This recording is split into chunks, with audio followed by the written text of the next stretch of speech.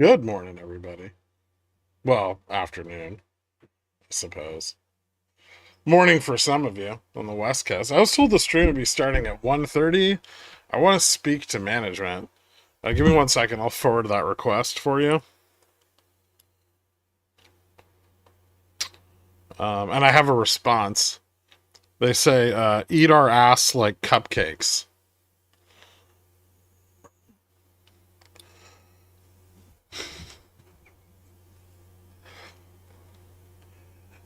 What's up, Poopy? HR approved. I mean, Barl's in charge, so. Barl's in charge of our. Oh, ooh. I need to write another song.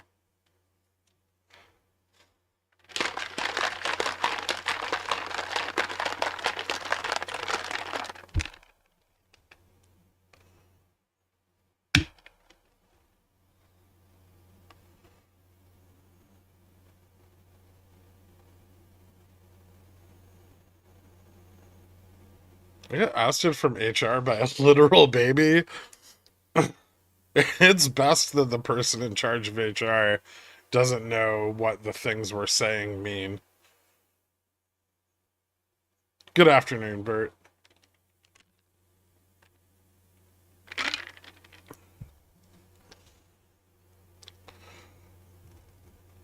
I'm not putting serious analysis into how I eat a cupcake for some reason now. Oh. Fubo. Can you do analysis on fuck bucket? Wait, which one is that?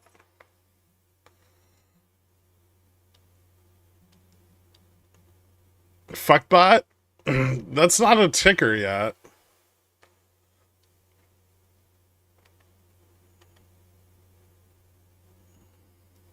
Our new $1 million idea. Yeah, if you tell everyone, someone's gonna steal it, and they're gonna get all the like Sam Altman, and he's gonna get all the funding.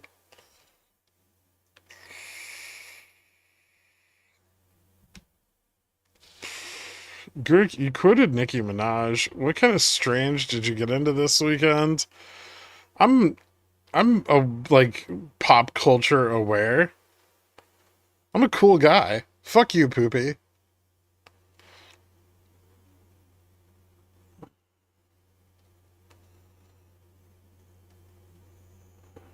Girk, you could never be Sam Altman. You don't have a sister.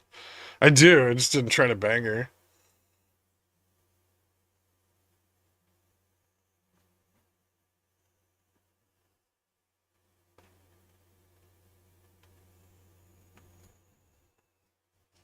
I'm a cool guy. Nobody cool says that, man. Quiet Canadian. Wait, are you the Canadian Greg or the other Greg? It's too many fucking Gregs.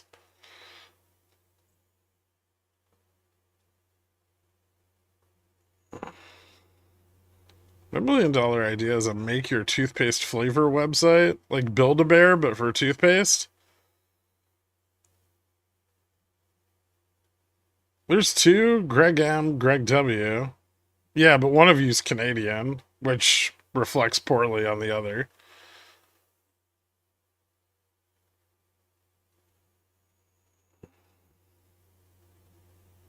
Can you ask Discord to pay you in your subs in foreign currency?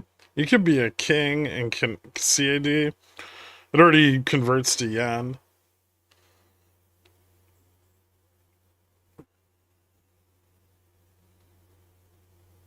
I can't wait to hear how Sono makes Barrels in Charge sound like a bad blues rock song.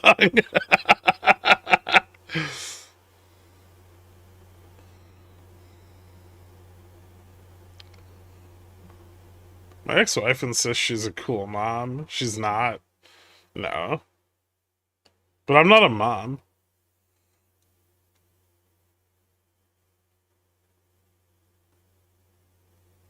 Yes, peasant.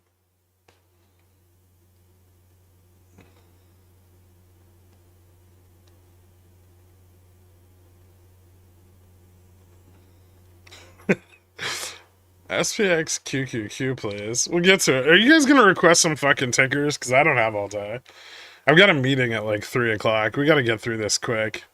I'm gonna cap this at however many tickers I can fit up to that line. Vale.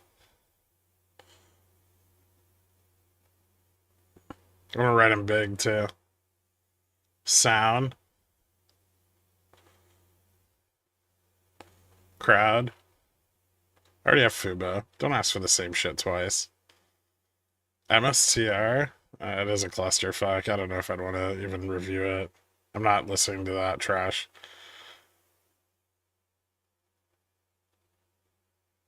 BTU. Ooh, FDX. That's a spicy one.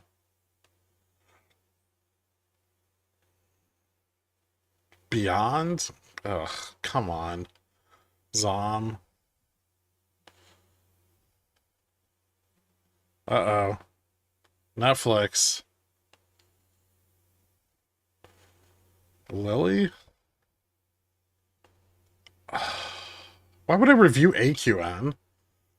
It's a fucking, like... Why would you even ask that? You want weekly reviews of a stock that's just not going to do anything for like 8 months to a year? ON?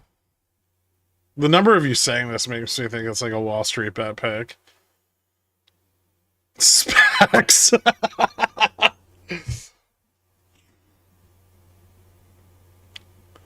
I'm gonna throw in like one good one because you guys just pick shitty stocks.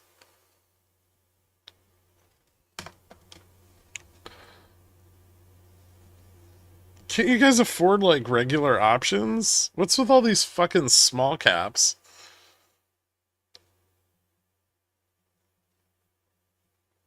It's already done. It crossed the line. That's it. No more.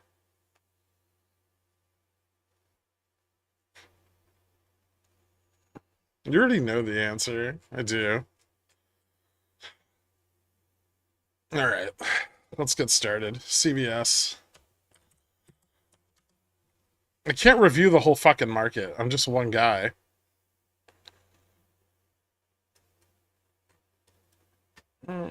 It's kind of a nice turnaround.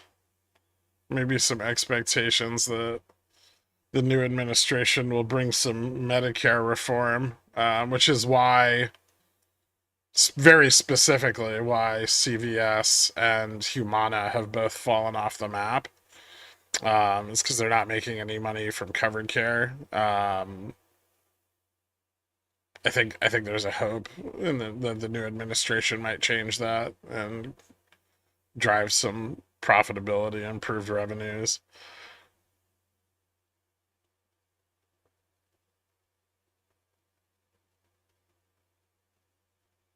Emma isn't a small cap. Yeah, but you didn't ask for it in time.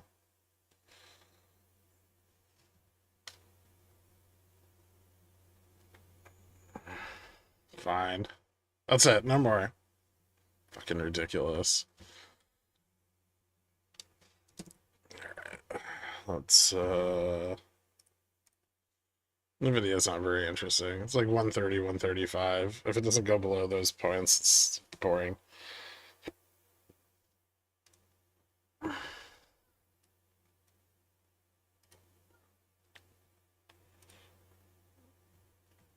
Oh, I gotta use the fancy version of Gamma Strike that you guys don't have yet and tease you with it all day.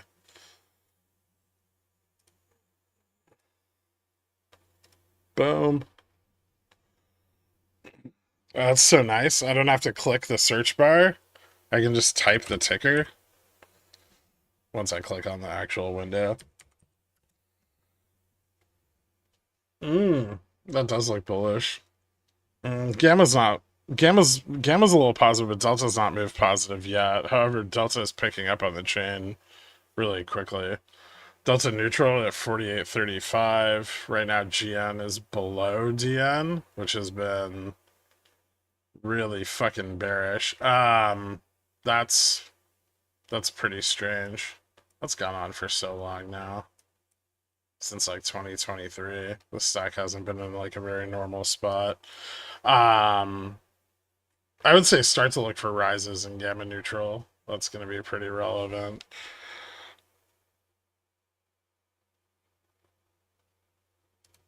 Let's take a look at the chain. Um, Quite a lot of delta to the upside. That's not CVS. What the fuck happened? There it is.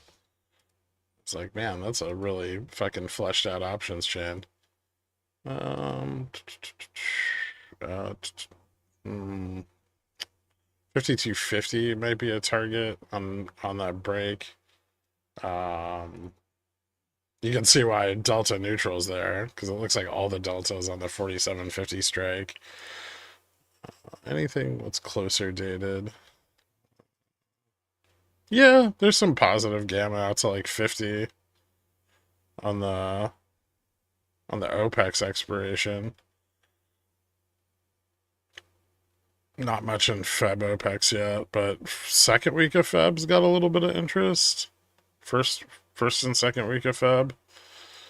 I would say 50 is going to be upside resistance, but after that, maybe like 55. I would still want to see gamma picking up. Realize Vol and Ivy are picking up on the 30-day, which is pretty bullish. Yeah, definitely got some room to move up. 49.50 seems like an important break point.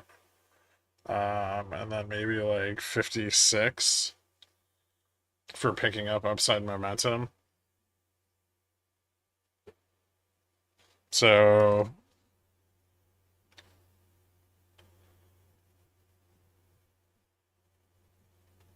looks bullish, but very early.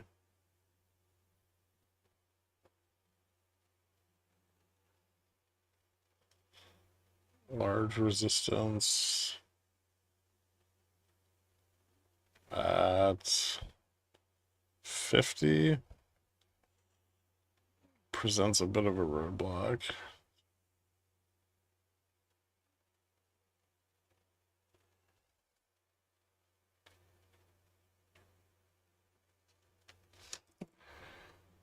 Fubo.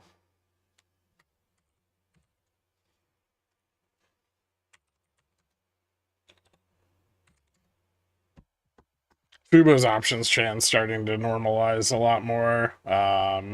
Looks like there's pretty decent gamma to the upside to around $8, 750 to $8. Things are still stable here, around 5. Loss of 4 would be pretty bearish, but currently we're nowhere near there.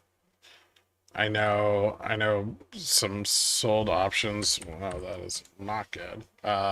Some sold options have been coming in.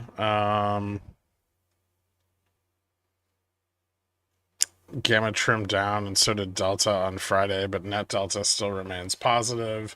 Net Gamma is still pretty close to positive.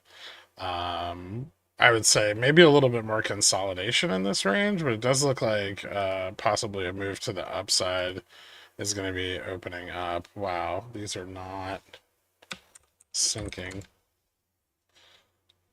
Interesting. So yeah, support here between 5 and 6. It's pretty easy for price to push up. Quite a lot of resistance at 650.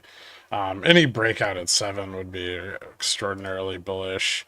There's a shitload of delta in the money. Most of this expiring like 117. 221, some of it like a little further out. The 350 strikes got some pretty long dated open interest. Yeah, even the $5 strikes picking up quite a lot of February interest.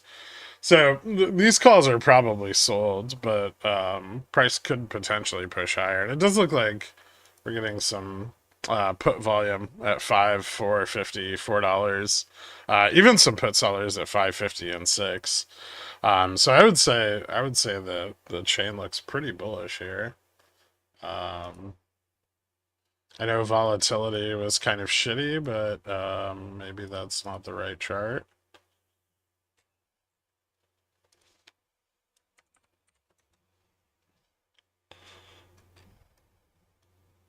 Gonna have to get rid of the realized vol here because it's super fucked up. But yeah, Ivy's around 125. So it did come down a little bit over the last couple of days. Let's see how IV 10. IV 10's going up though.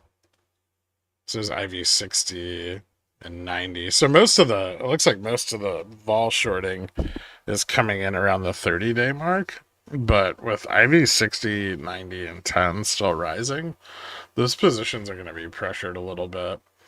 Market makers still pricing in really, really big moves. 8.5 tomorrow, 20% over the next 5 days. So it's got some range on it.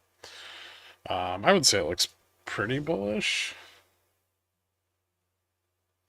Good support at least.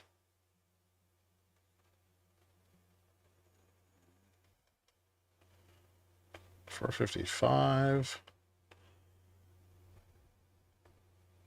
Range to 650 on the upside.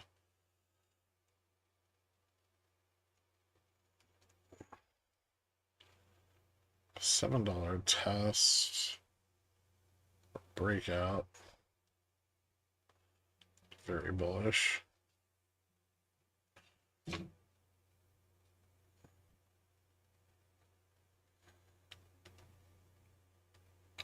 So depending on how puts are priced right now, there might be some fairly good opportunities there with yeah, there might be some fairly good opportunities there. But realized vol is going to come down a lot, and that's maybe something I'm a little concerned with.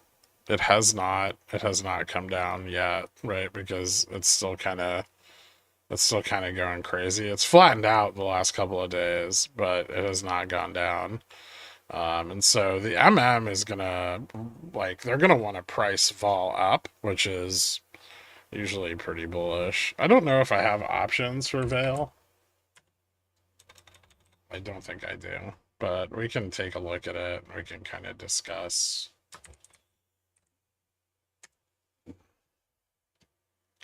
It is trading below price to book. I'm not sure how much below.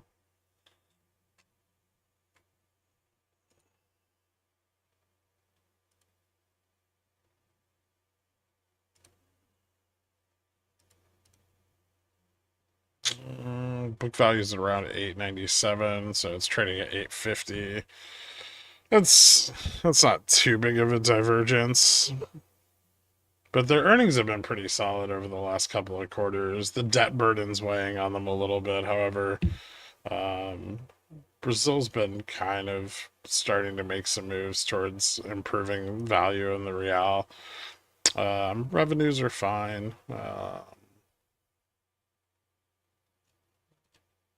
Dividend's still insane. 10.8%. I mean, don't forget you have to pay Brazilian taxes on that, but yeah, it could be a good buy-in opportunity. It's not really at a technical support here. I mean, there's a better technical support down at like 765. 765 to like 750. Maybe even 650, although that seems extreme. Because that'd be like the bottom of the COVID crash. I do think we're starting to see a little bit of a turnaround there, and with tariffs, we might see more demand from South America for steel, which could drive some price improvement here. They're definitely a little undervalued, right? They're trading at like less than 4x price to earnings. And I mean, you look at like US Steel, which is trading at 21x price to earnings. It seems like there's still quite a lot of value left on the table here. So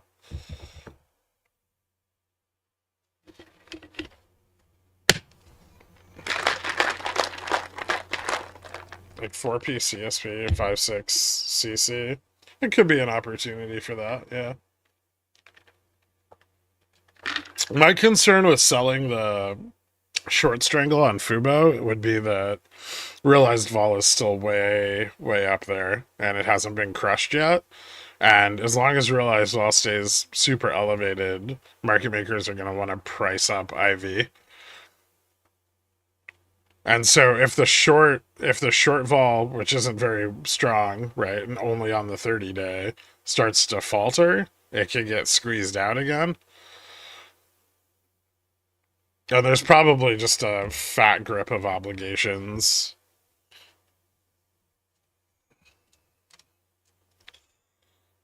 from the run. So those aren't going to be right away, but there will be we will start to see realization of them, like T35, T69, like those windows. Fubo's an IWM, so IWM ETF FTDs could have some impact as well. Every Fubo long, I want to average up my position. I'm gonna buy more. FTC enters the chat. They got rid of Venue. What are you talking about? I'll tell you exactly what they're gonna do. They're gonna consolidate the stream packages into Fubo, and then they're just going to pay a premium to Fox and what was it? Fox and Warner Brothers.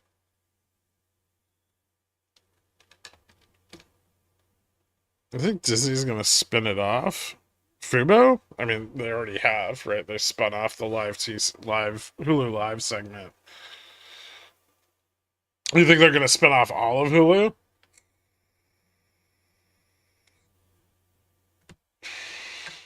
Hulu into Fubo completely? They'll have to renegotiate then. The Fubo ownership's gonna want a bigger chunk of the pie if they try to do that.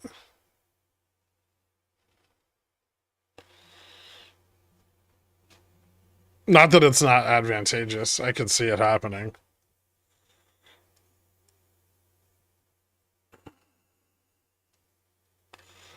All right, so Vale technical supports.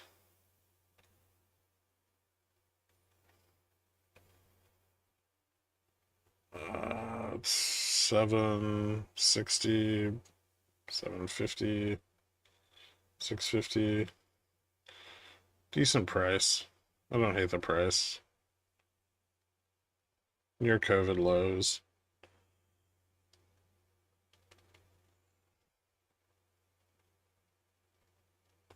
But remember last time Trump was in office, steel got fucking slammed.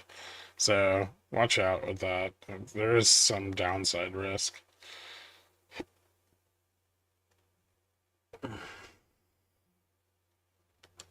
Sound.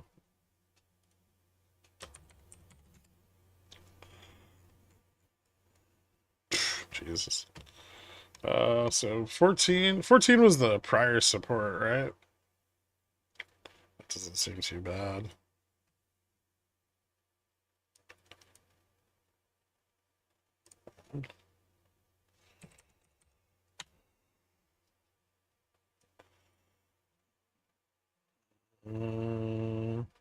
Realize vol's piking up. IV's starting to fall. What about IV 10? Kind of neck and neck, but IV's coming down there as well.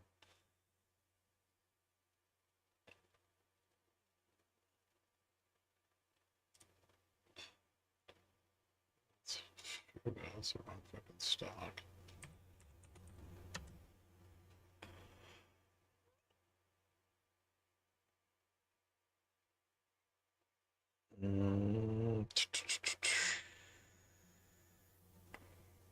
Delta bounced back to positive, but a shitload of deltas fell off the chain. Gamma's still a little bit positive. This is prior technical support. Why does it keep persisting Fubo when I change pages?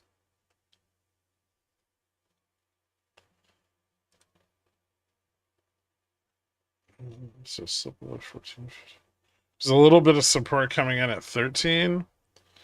Might be starting to get some put selling. Things turn bullish to the upside above 15.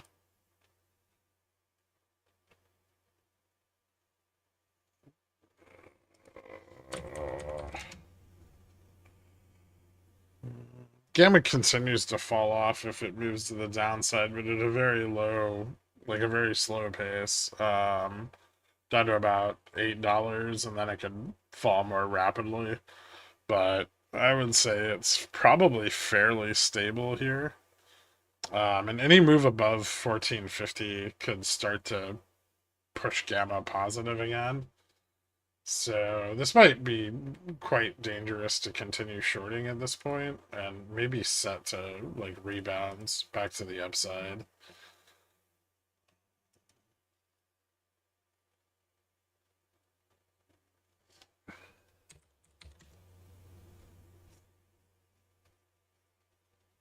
Yeah, I'd watch and see if it continues to find stability between like here and $13.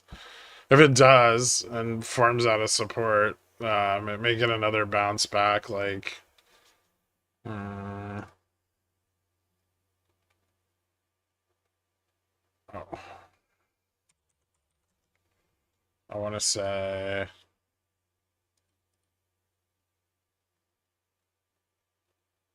mm, maybe back to like 1750, and then it could fail again. So,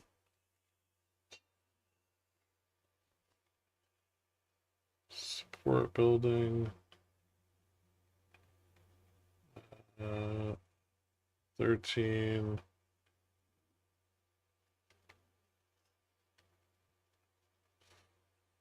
1450. That's hard to say. 1450.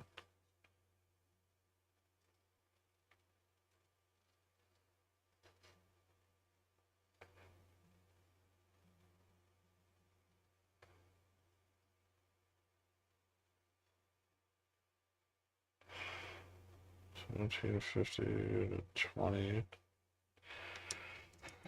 All right.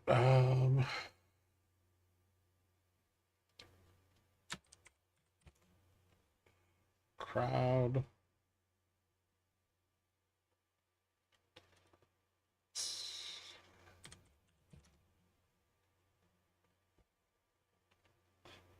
Mm, Crowd's moving into test GN, but GN's starting to slide under Vega neutral.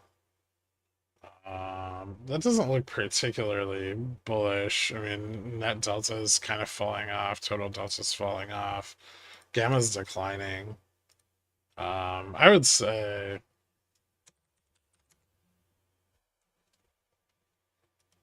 this has like a lot more room to move down.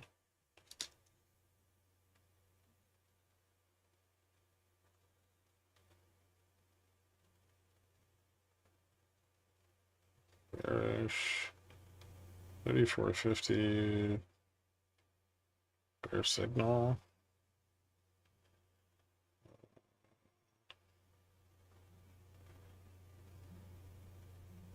Maybe some support around 320, minor support. 320. Bullish above 360. Just kind of far out of the money.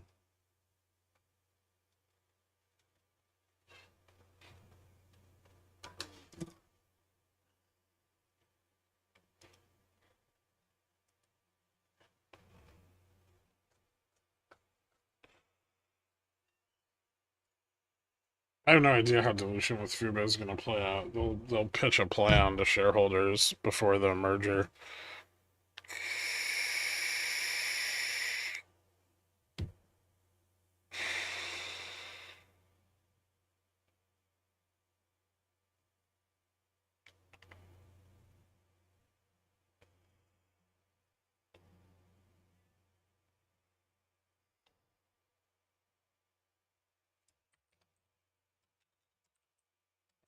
MSTR.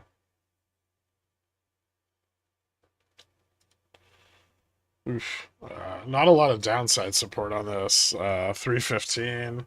Gamma's pretty flat to the upside, so, I mean, like, the issues with it being just volatile as fuck can persist, but,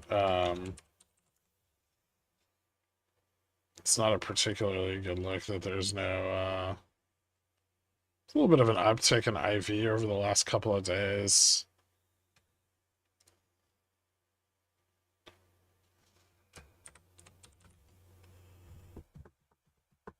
Things are still fairly stable, but getting a little bit more bearish.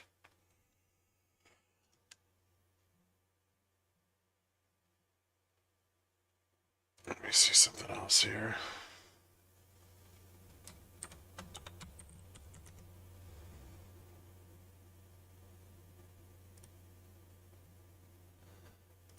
It's a decent amount of delta falling off down to 315. 315's slightly supportive.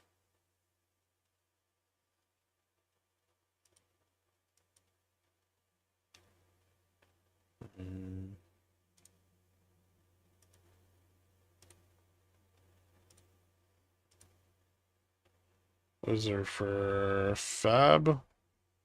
There's 54,000 calls at that strike.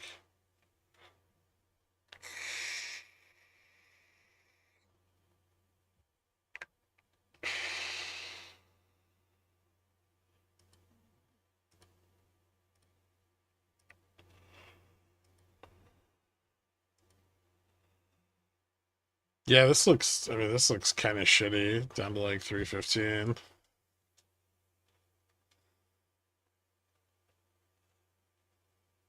Like, can continue dropping. Decline to 315.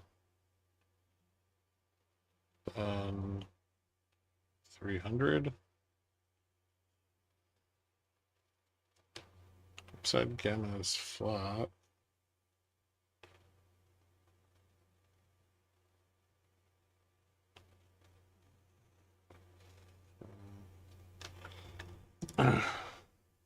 Yeah, so a bounce, the thing here though is like a bounce could easily take it back to 350. So I would watch the 315 support. BTU.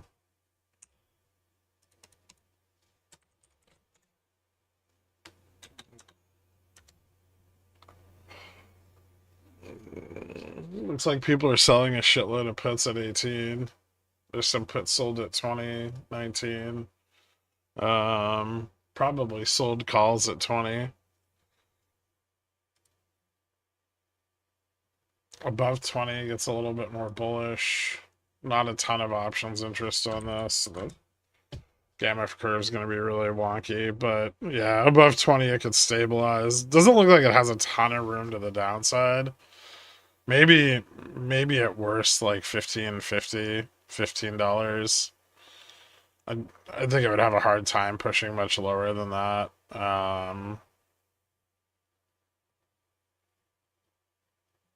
Unless there was like a big sell-off in the underlying.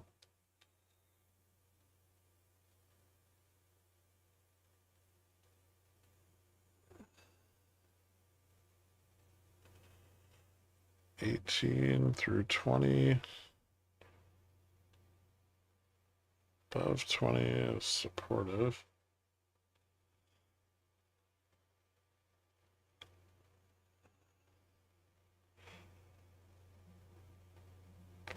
Potential downside range.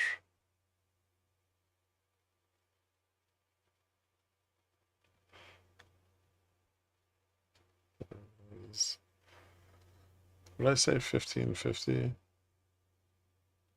15.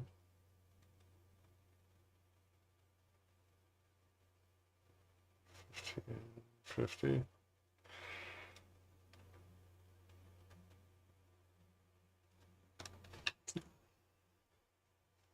Would you sell CC on BTU now? Probably not. I don't know if it'd be worth it.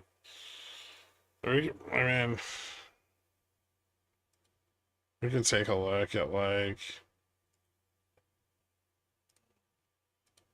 what the value on that is.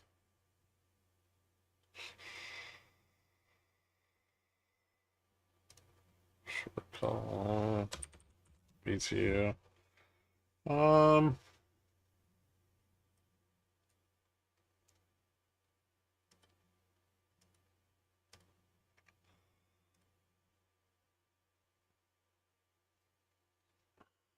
into Feb OPEX.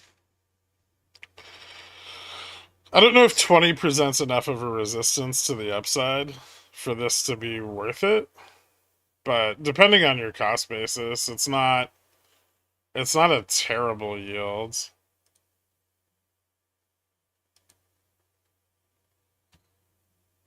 You can pick up like 23%. I don't know if I probably wouldn't go under 20. And I don't like that this is 40 days out. Like it's a little bit too far.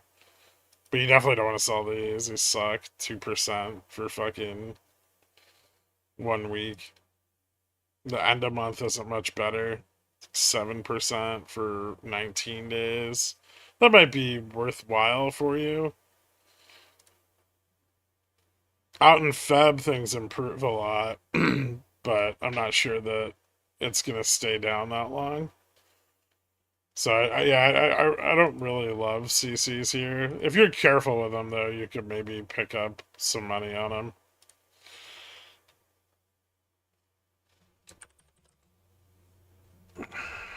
Ooh, FTX looks bearish as fuck. 245 maybe. 250.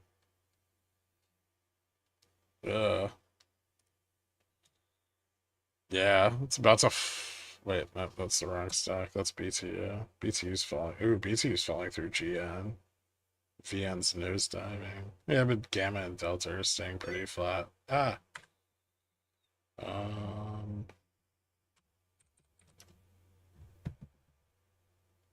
Yeah, FTX looks pretty bad. Big chunk of Delta fell off back on the December OPEX, and nobody's repositioned back long to the upside. Gamma's starting to fall off a little bit more rapidly.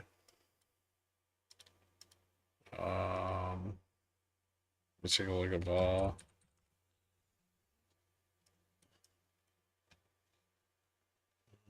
That's weird.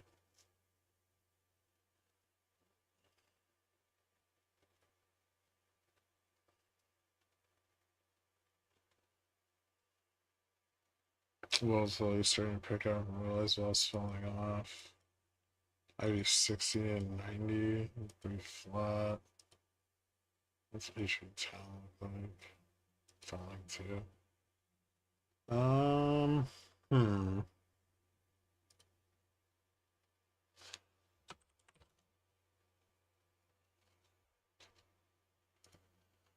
Yeah, I think this could just continue to dump. I mean, I'd watch out for a break above 75, but let's say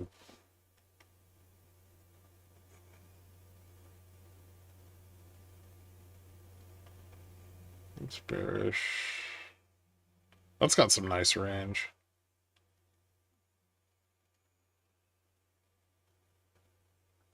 Two fifty, 250. Um,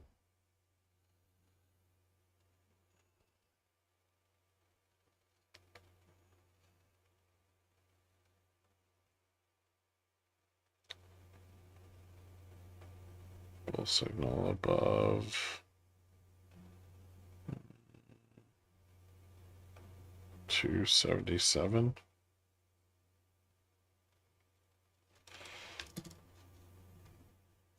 Although 280 could still be resistance.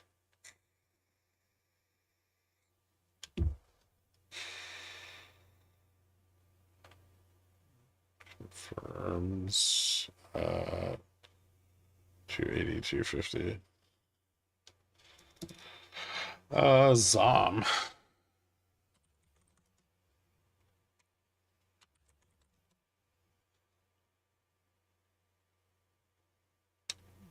Looks a lot like BTU. A lot of support at 105, resistance at 110. Support 105, resistance 110. I am kind of interested in these further out of the money strikes because they're starting to pick up some longer dated. Like this is picking up like a lot of March, Feb,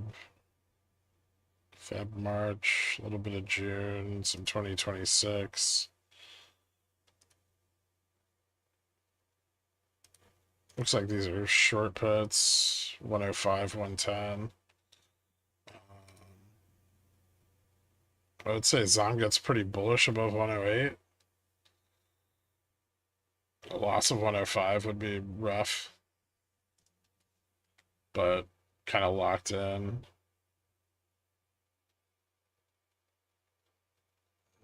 Bearish to 100.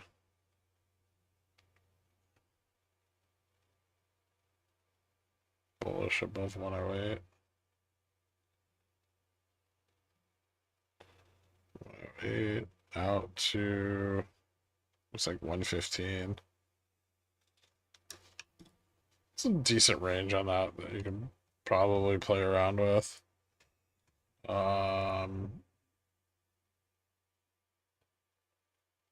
Let's take a look at Beyond. Beyond got slammed after that double top. Doesn't look like it picked up much liquidity. Hold on, I'll pull that back.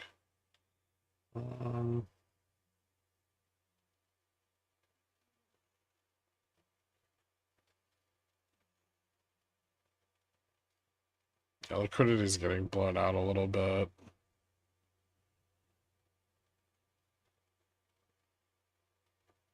I don't know if we're gonna get another period of like chop or if this is gonna push down for a little while longer. The options, there's nothing interesting going on in the options chain. It's still the same thing. It's bullish above $4 and $5. Otherwise, it's boring as fuck. The last two pushes up to $4 failed, so we do have a higher low here. Possibly a next retest of $4 might get a breakout. It might not. The resistance there is fucking crazy, but that's what I would look for.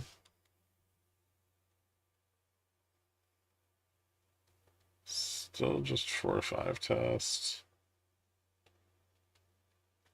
for confirm. We could take a look at the Greeks and see what they're doing. It's probably not very interesting though.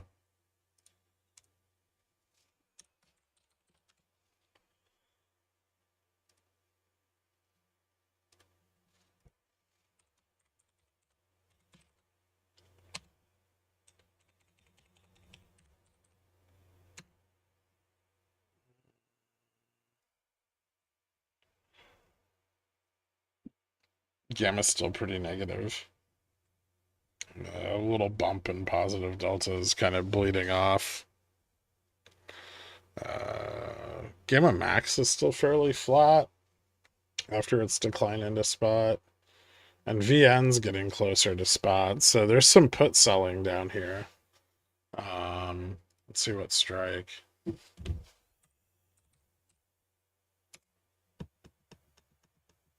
Looks like maybe the $4 and $5 strike are still seeing a lot of sold puts. Possibly some starting to add to the $3 strike. But yeah, still needs a breakout at 5 to do anything even remotely interesting.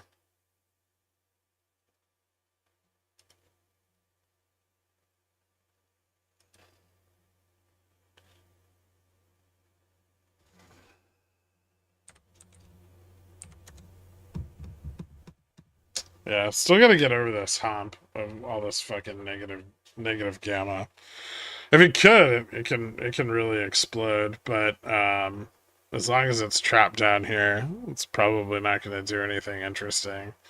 I mean, above 5, it could test like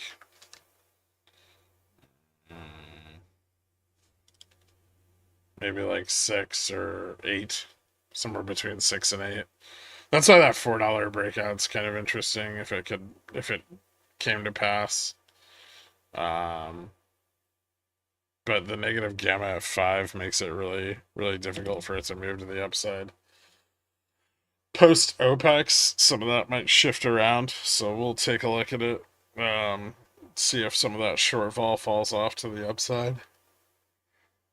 Because if the short calls fall off and all that's left are the short puts, those going in the money would be quite bullish. But the shape of the gamma curve will change after that expiration pretty significantly.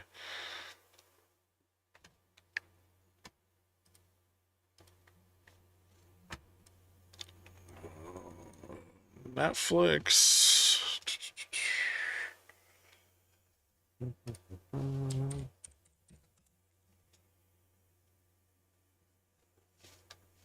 So we got, yeah, Netflix looks like it's kind of bottoming out here.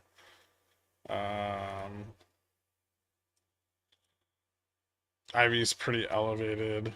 Relative. Wait, is this Netflix or am I looking at the wrong fucking stock? Looking at the wrong stock.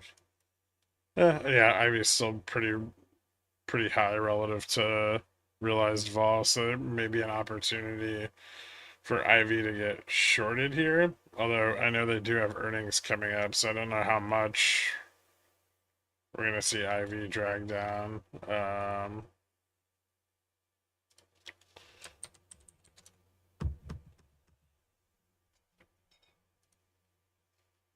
Looks like some support at 830. Probably sold puts to the upside. I don't think these are heavily bought. Looks like most of these are the 117 expiry. The biggest concern here would be that it stays within this price range between 830 to like 860 into the OPEX expiration at the end of the week. And after those contracts fall off, a lot of the support in this range will go bye-bye. And there's quite a lot of delta to the downside. So if this like starts slipping and doesn't get a rebound, it's quite bad. But I could see a bounce off the 40 support back to like 60 or something. So keep an eye on that. It is at support. 840 support.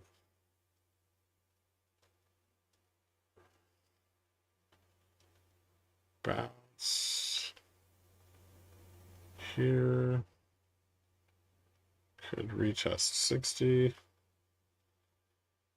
60. Failure is exceedingly bearish.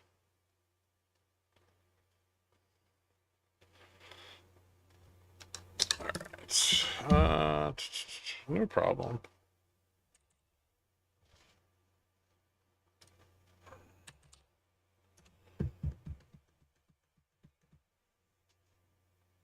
All right, Lily's got some support at 800. It's got some support at 780, and it's got some bullish interest out around 815 to 825. It's a little bit of delta to the downside, not much to the upside, and then resistance at 830.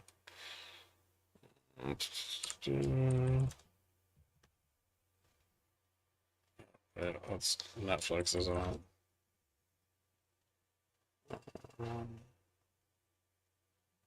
No, that's right. Okay.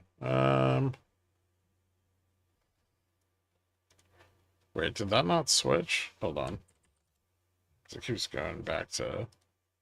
Okay, no, I was looking at the right chart.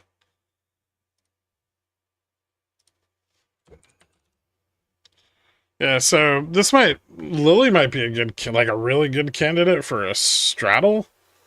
Like the 800 strike. It looks like On a failure, it could drop as low as like 720.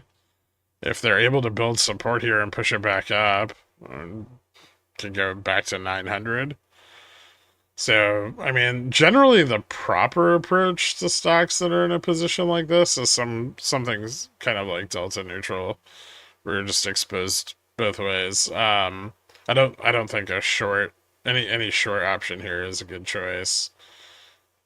And I'm sure Lilly spreads are not fucking cheap, but maybe like Feb OPEX.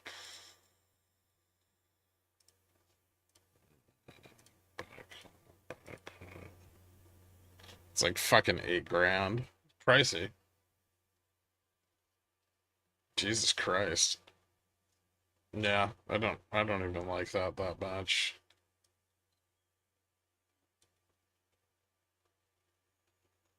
Let me look at the VAW.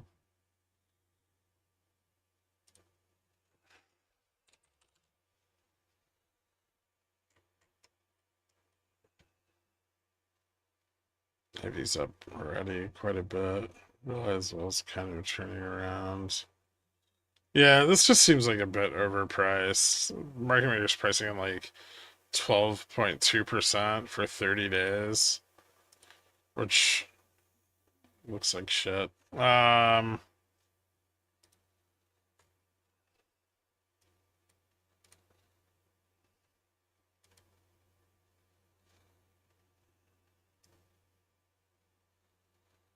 Yeah, there's no way to make money on those. Not really. I mean, I guess you could sell the 700 put,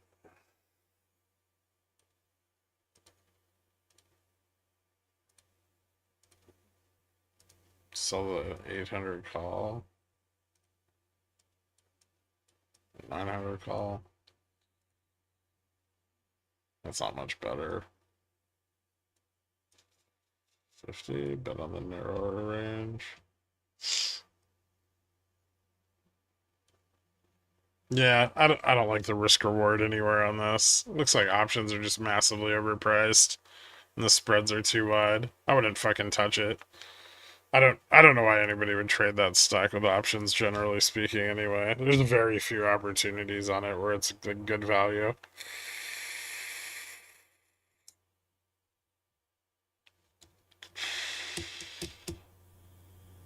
I haven't talked about PG&E, nor will I. Alright, so Lilly, risk reward is terrible. Wide range.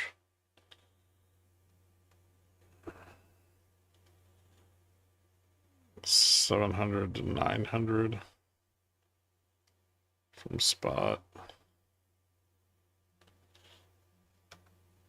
Pretty split. On is the next one.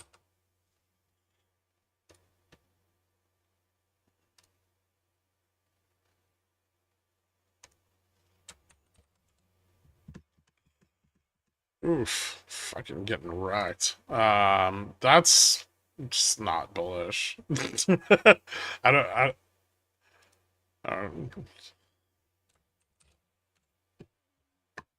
looks kind of chasey.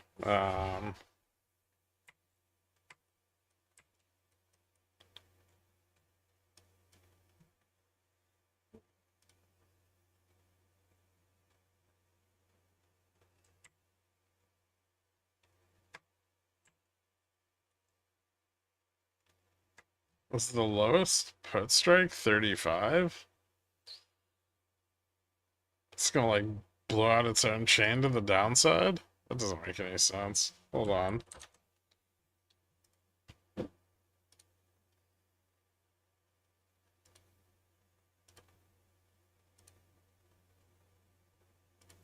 Holy shit, it is.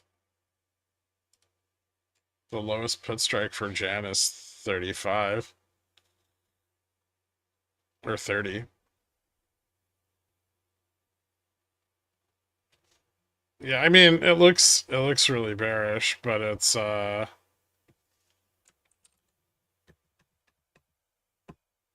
It's like already like falling off its options chain. So I mean, it probably mean reverts like back to where gamma's most negative.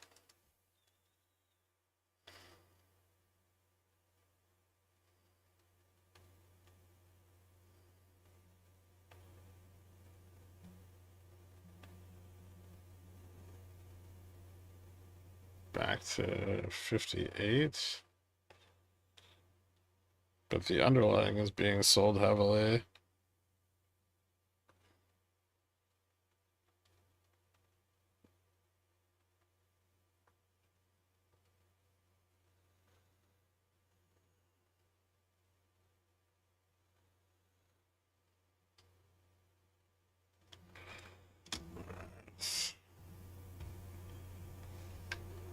Didn't you ask me to check out Serve on Friday?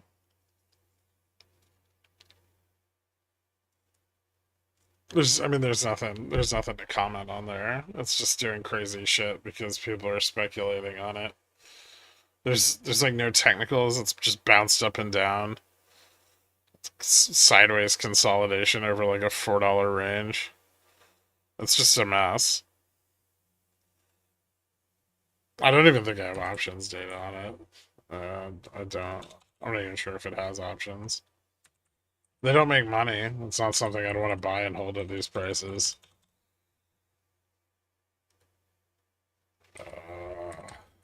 Apple.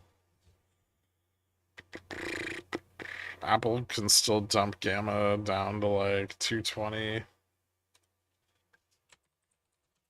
Negative comments from Mark Zuckerberg over the weekend probably aren't going to help them out much either.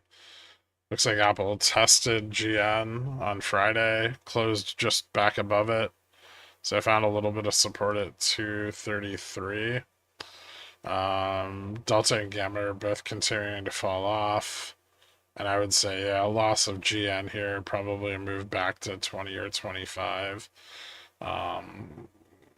You could short it, I guess. That's kind of the only play setup there is here. I would say that due to the bounce above GN, call selling is a bit too risky. And put selling is definitely risky. IV and RV are starting to come up.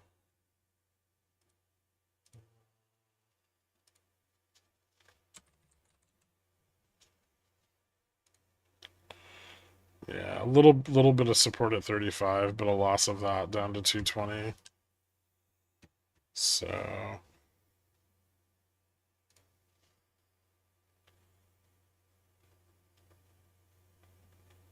minor support.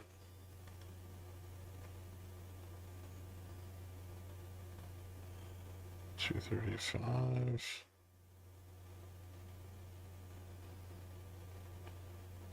Downside range. 220.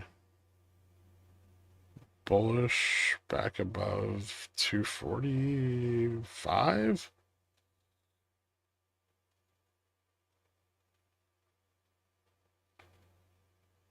Bullish.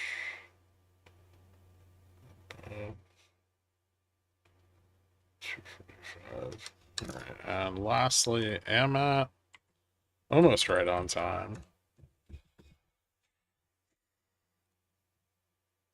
AMAT looks pretty bearish. Support at 160, 150.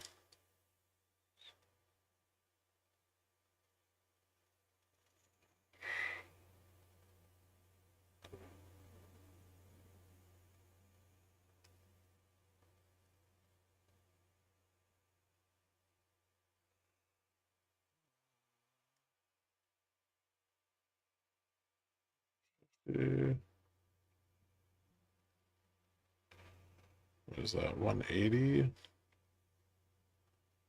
resistance. 180. Sometimes a gamma's like, I'll show you guys something. Sometimes a gamma's like weird, like a little flat right around spot like this.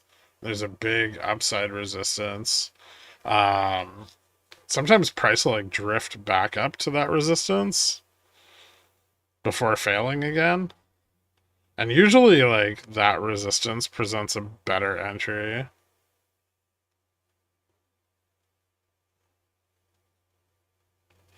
So, something to consider on stuff like that.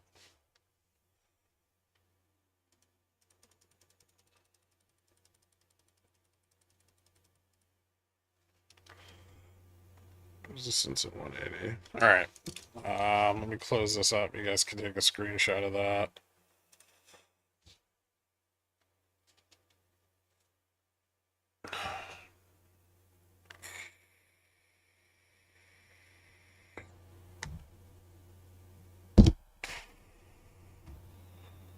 That should be good enough. All right.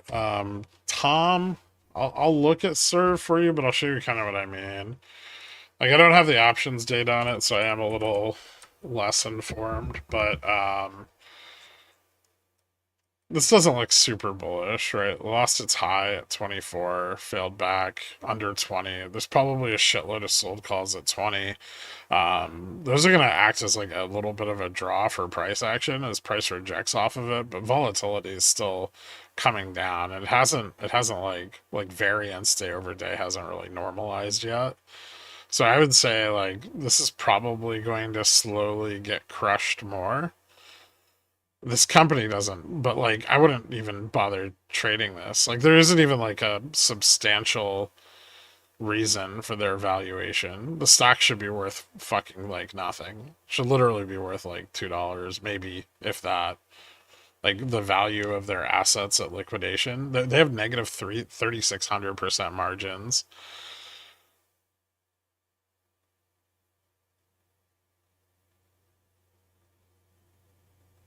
Like all they do is just lose money and they lose shitloads of it. So, I mean, trying to play the upside exposes you to the chance that it just gets fucking absolutely rugged.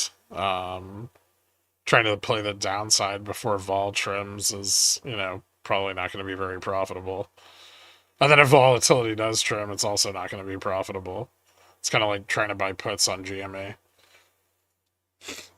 How the fuck are they in business? They're just floating by on like whatever investment capital they have, burning up runway. Kirk hates all our tickers. I don't hate them. I'm just telling you what I see. It's just data. It's not personal.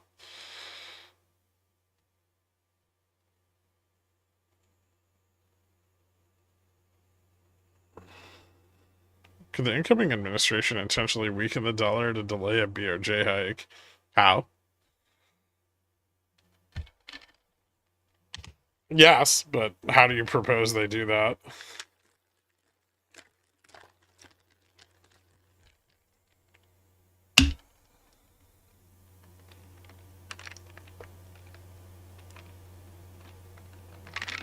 Fed could raise rates and delay a BOJ hike.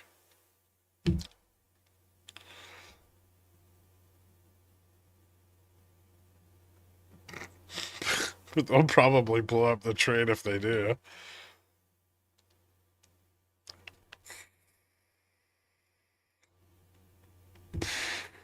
No problem, Tom.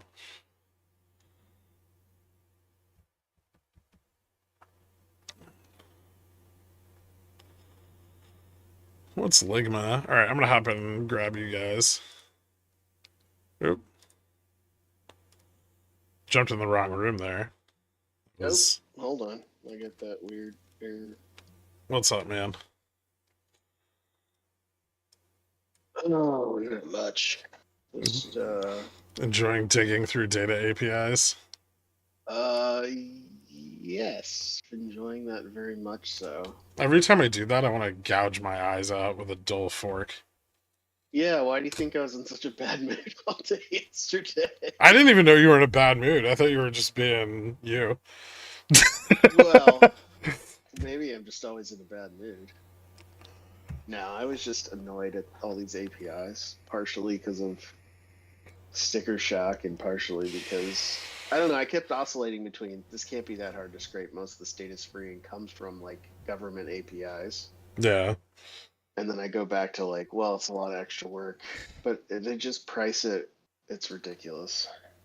Yeah, I mean, well, the beauty is like if you want to do the work yourself, one day you can sell it to other people that don't want to do the work.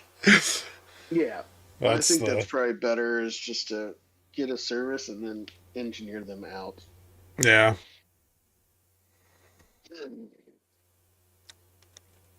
Do you want it cheap, right, or right now? My biggest problem with most of the APIs is they're so incomplete. That's my concern too. I don't want to like sign up for it because it's going to take us, months to realize that there's shitty data somewhere. And it's like, what do you do? Yeah. I don't know. I guess you just get raked over the coals until you find a I just don't trust anybody to yeah. do it right.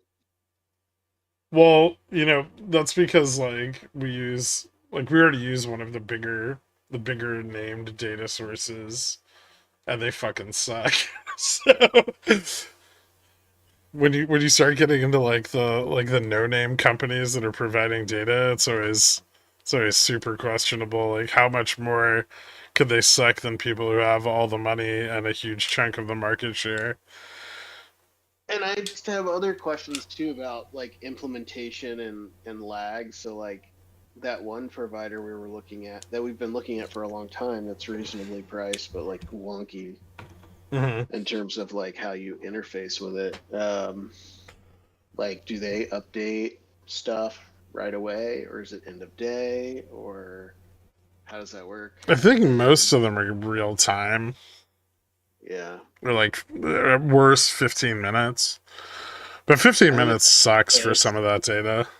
if that, yeah, it's unusable in that case. I mean, Yeah. if that's the case, if it's all automated, it's like, where are they getting it from? Can I just get it from those people? That's like the circle I keep going around. Like everybody's just selling the data to each other. It's just like it's an actual pyramid scheme of data. Who's the source? I just want to go there. I mean, we could just start rolling with the big boys and get Market and Refinitiv. Yeah, but those are like 30 grand a year. They're like 30 grand a month.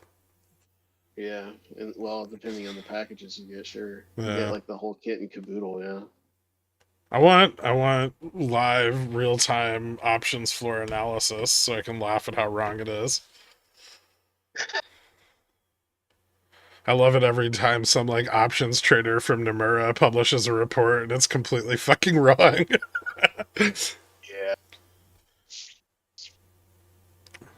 Yeah. Hey, where's Dork? Is he dead? Did he finally off I himself from this project? I assume that he's just sitting in his yurt preparing, cleaning his body with olive oil and a stick. But I can like DM him. I pinged him at maybe. I don't Okay. know. He might not show up today. I don't know. Maybe we finally broke him. Wait, pick He me. was Can I take Dork's place? Can you code Python?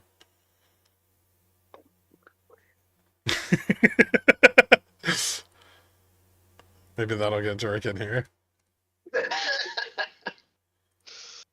If we start shopping for a new Dork. There's got to be more than one, right? There isn't. No, there's only one. Can Dork code Python? Yes. Yeah, We give actually. we give Dork a lot of shit, but he built the guts of all of this kind of by himself with no He experience and still actually pulled it off. learned Python doing this and Yeah. then built it like 4 times and got it to the point where it would work and it was consistent enough that we didn't run into any errors. He caught all the edge cases. It Of which went there well are for every day. thousands. Yeah. And then he said, and then prompted by no one, everyone was just like, all right, the guts work. He said, now that I know more about programming and what he's picked up from, some of our other back end devs who do it for a living, he's like, I'm just going to rewrite it all. And he spent like 4 months just rewriting it all. And we're almost back to feature parity with what we already had, which will be cool. And none of you guys tell Dork that we complimented him. All right. Well, I'm it's watching funny you. because I get to tell him all the time. I was like, "Hey, Dork, it's been 5 months. Are you almost done adding no new features to the existing pipelines?" It's not about features though, right? So Oh, I know, but it's that's the about the thing, integrity. right? Integrity. But no, do you have integrity? But that's the thing, though, is the client doesn't see all that stuff on the back, and they're just like, "Oh, you added more buttons. Ooh." Yeah. Like they don't see like, "Oh, I completely reworked it so that it's now, doing it this way instead of that way, which is more secure." And they're like, "All right, it's quote unquote more secure." Whatever that means. So you did nothing for the last 5 months? We don't need to use C or C++ for anything we're giving you guys. Yeah, I mean, the only reason we would start going down the pipeline of, how high level the language is if we're trying to, shave off, be really, really efficient with like RAM and compute. And we'll probably get there one day, but right now we still have some room. Um, Yeah, we're not there's, trying to do there, high frequency trading or anything yet. yeah, well, there's still so much that we can get just from parallelization on a GPU, thanks to AI. Have you told everybody we use AI to generate the data? You son of a bitch. No, we Yes, don't. yes, we do. We use GPU acceleration. That's not AI. It's AI. Oh It's god. AI adjacent. It's AI adjacent, but it's not shitty like AI. Why can't I get into our website? It's really frustrating. Fuck, I don't know. I couldn't answer that question. People What email. I'll tell you is I just went through like Okay. 15 stocks and the tickers like over persist when you change the tickers. So when you go That was back to, apparently just fixed. oh, was it? Like while I was using it? Just recently. What was happening? So like when I change the ticker, it'll change on the page I'm on, but when I go to another page, it persists the prior ticker. Yeah, he was just fixing that, but apparently it just issued a bunch of other bugs, so now I can't even do the search. So yeah, it's all Okay. broken. Awesome. Yep. Perfect for launch tonight. Ready to fucking go. Careful of the tariffs. What tariffs? You guys, I don't know. It's been a while. I don't know if you guys remember, but the last time Donald Trump was in charge, he said a lot of stuff that he didn't do.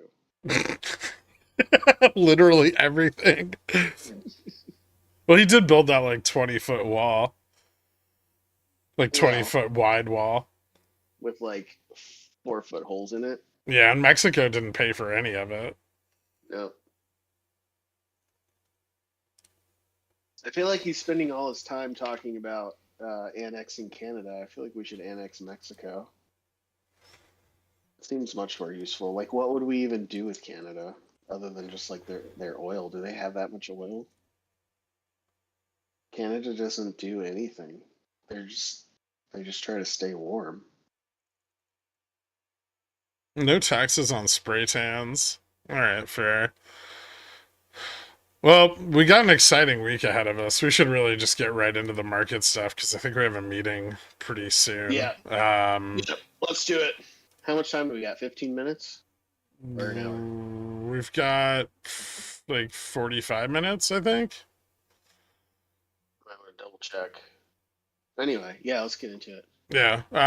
So we've got right off the bat, we've got PPI and then CPI. So Tuesday PPI, CPI on Wednesday, and then I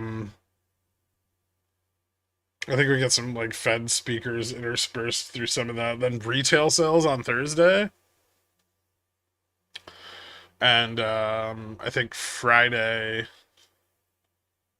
something's going on Friday that's important. Oh, We get the job will we continuing get like all jobs the numbers. production numbers for industrial and manufacturing production. Did you say jobs numbers on Thursday too? Yeah, we get well just like the weekly ones, like Yeah. job like continuing claims and initial claims. I mean, import export prices and retail sales will be way more important than that, I think.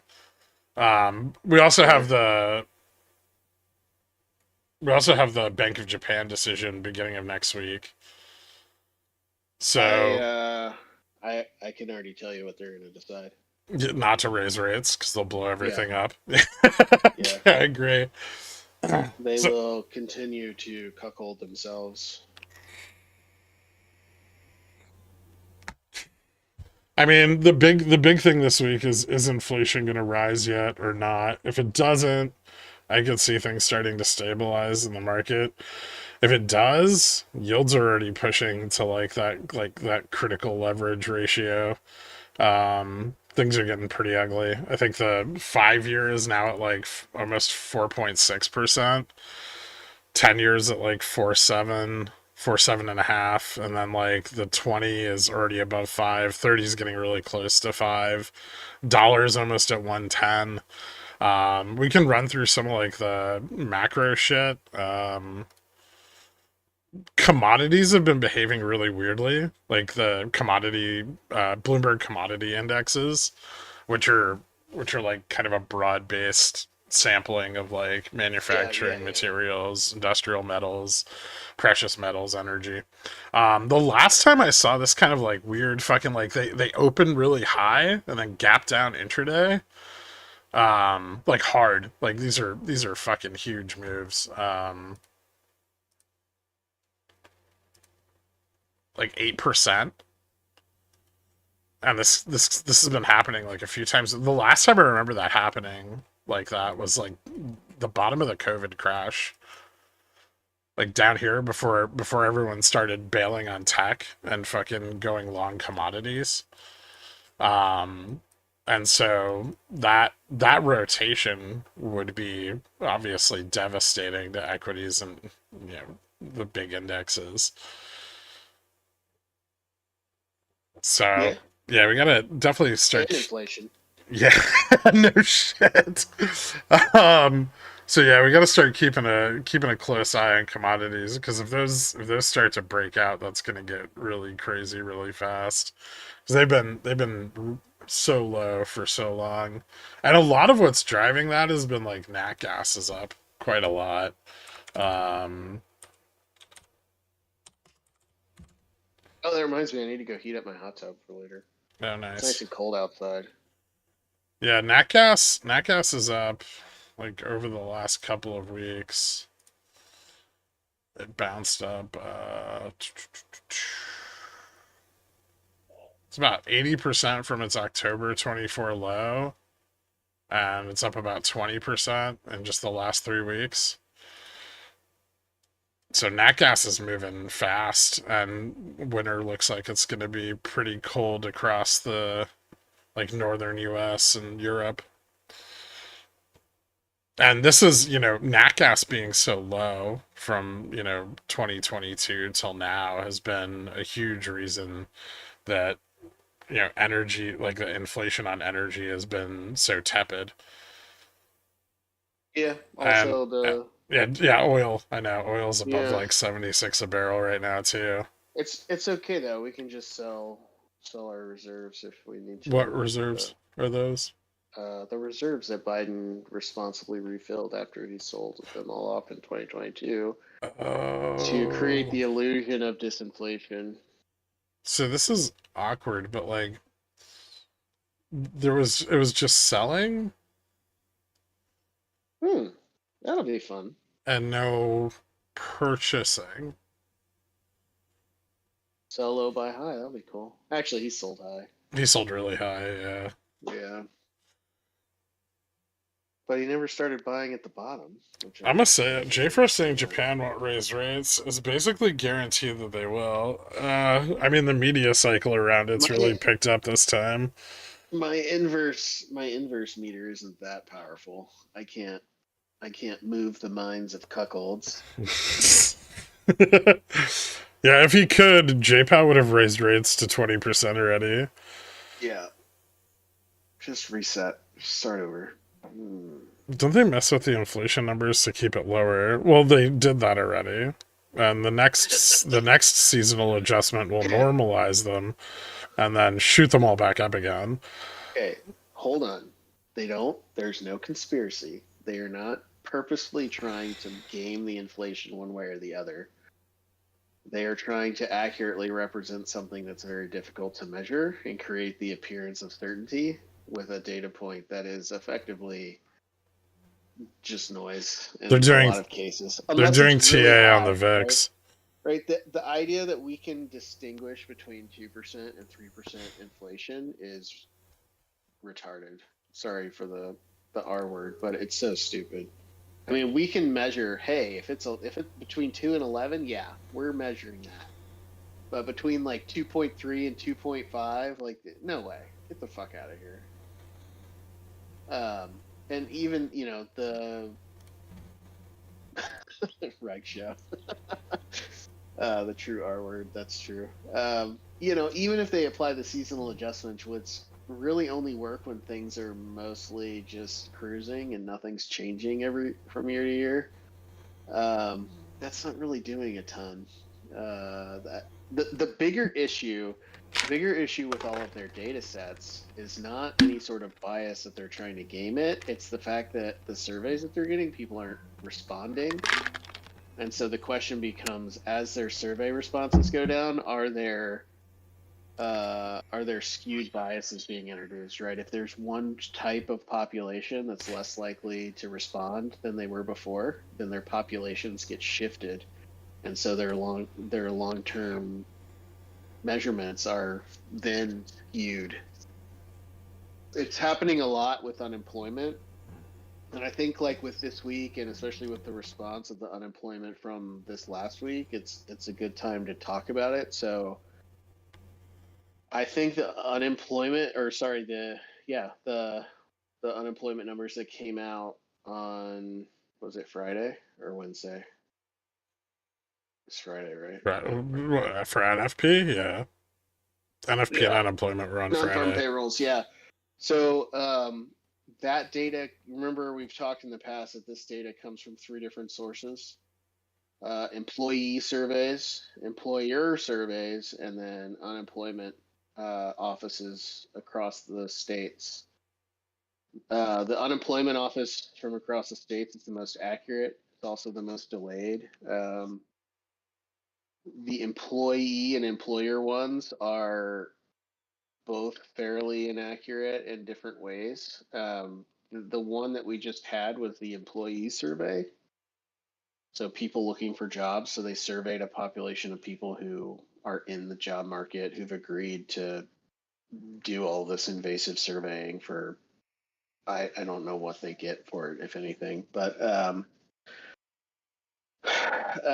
these they respond over time, and then they try to get some measurement of employment. If you look at the actual data over time, right? I mean, it came in hot. There were a lot more jobs added than they expected, and that caused what everybody says that caused that trigger to sell off. I don't know how much of that's true, but to the extent that it is, if that was the case, I think that was a misreading of the data. So if you look at the year over year for that data set, it is so the number of jobs added was high for this month or for the month of December, but the overall gain between last December and this December was like 600,000 jobs. Um, and all of them were women and children. Men actually lost jobs, like 120,000 jobs over the year.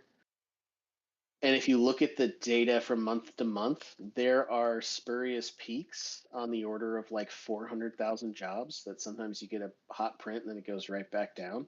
And this is just employment levels, right? This is just number of people employed. Um, and so that tells me that the uncertainty range on this is like plus or minus 500,000 people, Mhm. which means that we're kind of flat from last year to this year. which has kind of been the story with this survey for the last like 2 years. Employment levels have been flat. Yeah. Have you looked back at the NFP that was readjusted? Like all the NFP numbers that got readjusted? Yeah, so what? Right. So they take some of the readjustments happen if they get late surveys, which just tells you how finicky it is, right? They're only surveying, I think, like 60,000, 40 to 60,000 people. Um, and I think there's also some adjustment mechanism based on the unemployment information they get from the unemployment offices to try and weight the populations. They change the weights of the different demographics in their populations of their surveys, and I think that's where those changes come from.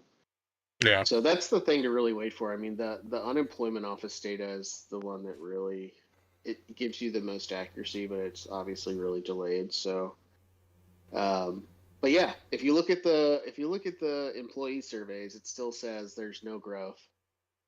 And if you look at the employer surveys, it shows that there's healthy growth. And if you look at the unemployment surveys, it's kind of in the middle. I, So either we're I, I not just growing or we are. I just wanted to say something. I said this earlier in the week, but I wanted to posit it to you. How is it that the fact that we're a year and a half into agentic AI and there are more people now employed than there were before? I think you answered your own question. And if that's true, what does that say about the bull thesis on AI? I mean, for people, there's nobody here that doesn't know how I feel about AI. I know, yeah. Let's not waste the Um, time. yeah, I mean, I could just say like 1 minute about agentic AI. It's bullshit. Um, Obviously, well, maybe not obviously, but it is bullshit. The the a lot of people are already using it incorrectly. They're just saying AI. Everything. All chatbots are AI agents. Mhm. Not true. So specifically, an AI agent must be able to do something for you. So it must be able to act on your behalf.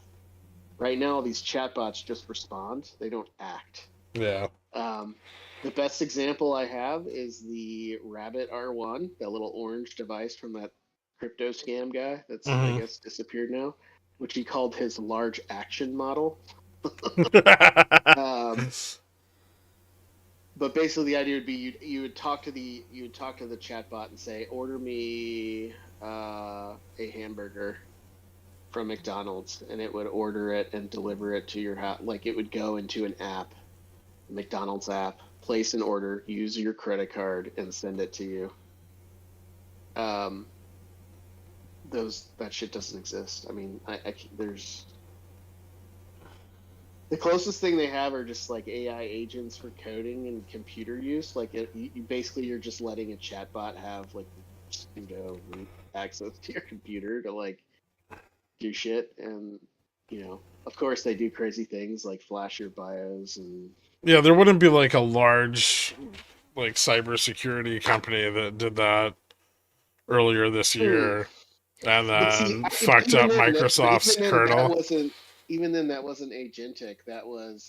They created the code, and then a human who didn't Check the code. understand the code um, pushed it through. And I assume they have unit tests, and it got through the unit tests, but their unit tests must have been incomplete, right? So either you can spend your time writing good code, or you can just write a shitload of unit tests and hope that the AI gives you something that passes them. Anyway, yeah, no, it's all bullshit. So I kind of drew some stuff on the screen. I see that. I see that. We're kind of starting to see correlation breakdown. I want to talk about this like because we're about a week out from the Jan OPEX. And Jan OPEX is a really important period for dispersion.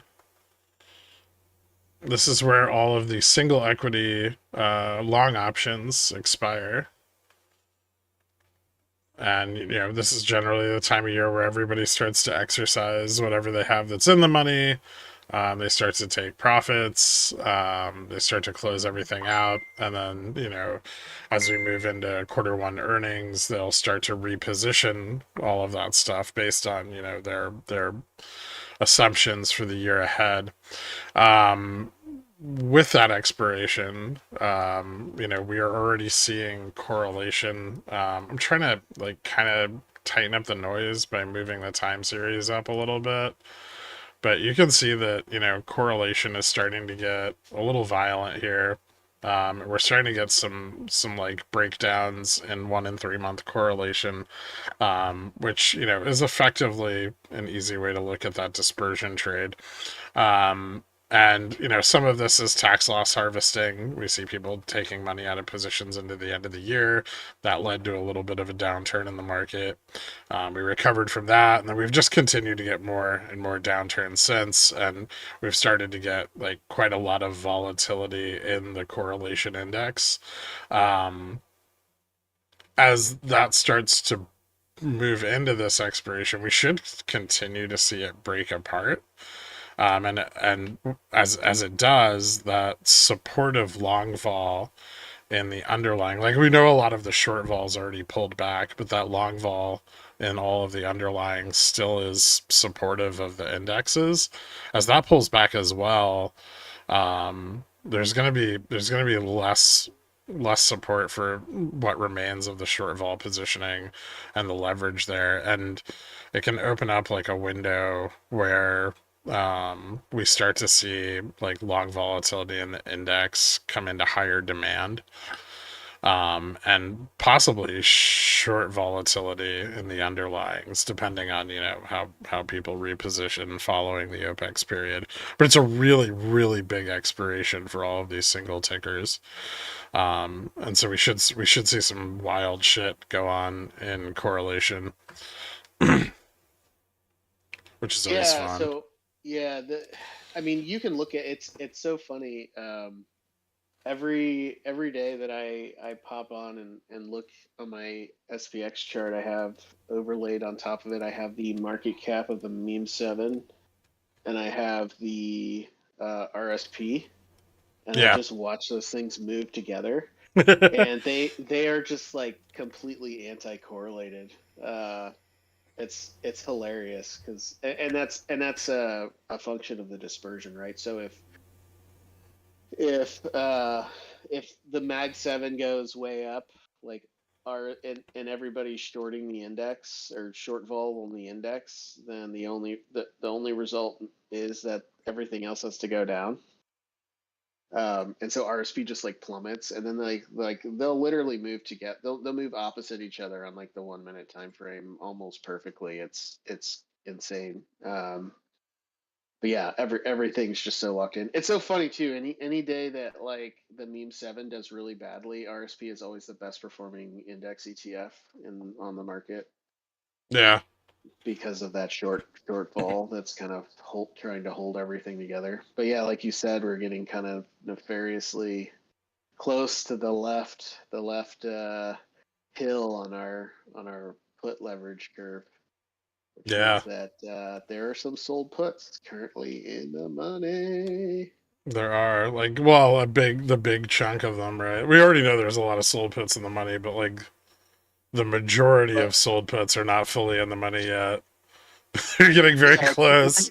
we're getting to the point where enough of them are in the money that like the sold put strategy is just kind of screwing all of the participants of that as a whole. Yeah, so let me try to on our options macro here, and let me see if I can do this because I'm still building my understanding of all of these. But right here, if you look at put leverage, right, and you see where the peak in put leverage is near spot. This is 1.0 is at spot. This is based on moneyness. If you look and we fall a little lower, that put leverage starts to fall off, and then we start falling into those like that's more supportive like call leverage, and the delta on those puts starts to go up pretty rapidly. If you look at that like little cross right there, between, we really need a key for these, but that's call and net, right? Call and put. Call and put. Yeah, This, yeah, purple is, or purple is fuchsia is net. net. Okay, yeah. So yeah, you can start to see that, yeah, the put delta as we move further out of the money from where spot is currently is going to go up very rapidly. And so far, over like the entirety of 2021, we've really never gone over that like bump. We kind of fell into it in August, right? Yeah, I think I can pull this back to that date. We can kind of take a look at what was the August OPEX, 819. I don't know. I'll go back and look. I think it was 816. So I probably want to look at like 815. Yeah, you can see here like the leverage of the money. Like we just came up to test it, so we're actually, relative to where put leverage is in the market right now, we're actually lower, and we've pushed deeper into those sold puts than we did in August already. And This is the rate at which put delta increases to the downside, you can see over here, is now substantially higher than it was in August. So the risk of, the short vol capitulating and falling out of the money is significantly greater right now than it was previously. yeah. So I mean, but this is the point where I think it's going to be do or die for them. Yeah. Yeah, this is definitely, I agree. This level is extraordinarily important. Like if we slip another like one standard deviation to the downside, this thing's fucked. Yeah, I mean, people are going to have to start. I mean, because it's 10x leverage, right? So Yeah. you go 1,000% off. I mean, 1,000% losses if you get screwed, right? So, For every yeah. Yeah, for every dollar you're underwater. yeah. So this is the rescue week. This is the week where I think people who are going to try to survive by going hard against the downside are going to do it. Although they've kind of been trying all for like the last few weeks. You get those ridiculous like midday, just this massive arch as they try to just, like push it upwards. Put contract values are so much higher than call contract values, and then it just like kind of collapses on itself into the end of the day. Yeah, yeah, they're So not they able to keep, keep it up. yeah, And a big part of that is like the mean reversion is now so far from spot, right? I mean, if you look at gamma neutral on the SPX, it's still way the fuck out there. It's like all the way up at like 60-33. It's not even like dropping with price. It's just no, staying up because there. people aren't closing their positions, right? They're Yeah. still trying to hold on. So this is we haven't seen any capitulation at all since we started dropping back in December. This is all just people trying to hold on. Yeah. And relatively at the same level too, right? We've tested this like lower level of 5830. This is like the third time now in as many weeks. Yeah, if you wanna squeeze get more of the time frame here on Delta on deck, you adjusted decks. Yeah. I mean, this is so there is historically there's still more room to drop, but it's gonna take. I mean, it's gonna have to be like it's gonna have to be something's gonna have to happen, like really bad data or a bank fails or something, right? Um, I think to kind of really push farther down, or like one of the meme seven something comes out. Uh, so yeah, I don't know. I mean, my gut tells me they're gonna try, and there's gonna be just some massive pump between now and OPEX, and then it's gonna after OPEX, it's just vol's gonna depend, I think. So I agree. Like this is the point to pump, but I think they have like a day, maybe two. If PPI isn't as hot as last month, and PPI was really hot last month, if PPI isn't quite as hot, then that might give them a 2 day window. But that's like a 4% turnaround. They've got 2 days to turn it around 4%. No, there It's gonna be used to be a rough. And the time. There short used fall's to be not a there. I time mean, when look at these. like what's up? I was gonna say there used to be a time when those random 4% moves in a day.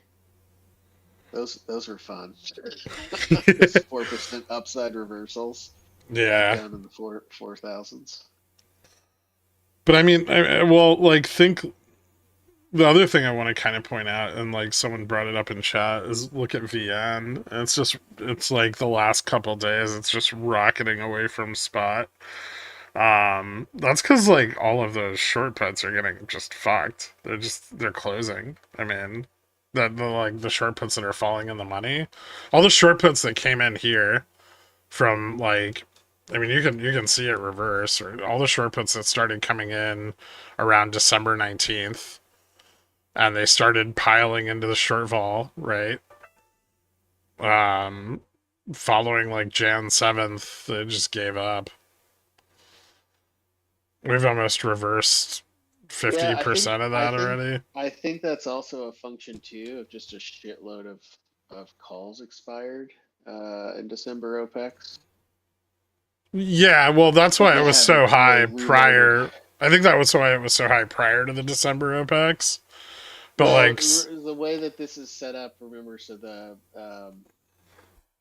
the more the more you have on one side, it pushes it towards the other side, right? So yeah, if it goes up, that implies that either there's more puts than there were before or fewer calls. And if you look at the the non-skew adjusted decks down below, it's just there's just a lot less delta on the chain.